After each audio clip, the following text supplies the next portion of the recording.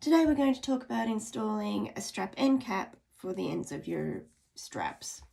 So you've made your strap, it looks pretty fancy, but you've got a raw end and for whatever reason you can't sew it down. But you don't want to show that raw edge off. So strap end caps are perfect for that. They're a little end cap of metal. It's about 4mm deep, which is perfect for this strap, which is approximately just a bit thinner than that. And it's 1 inch wide.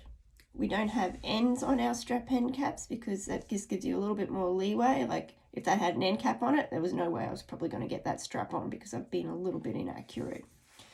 That's okay.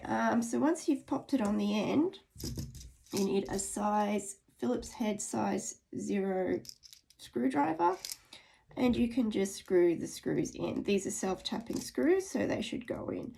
If you have any trouble, you can probably just poke a hole with an awl to get you started, but I don't think you'll need it.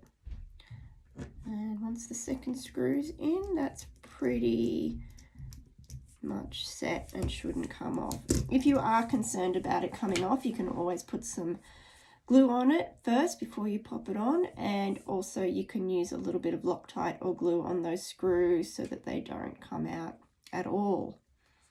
If you have any problems with your straps being really, really thick, say they're too thick to go, they're thicker than the channel, you've got a couple of options on what you can do.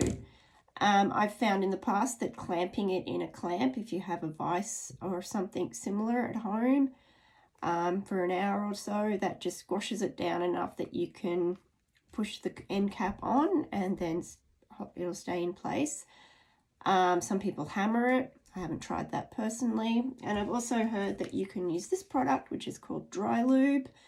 And this is available from auto shops. It's basically just a solid lubricant stick. So if you put it onto your strap, you should be able to slide your strap end cap on afterwards.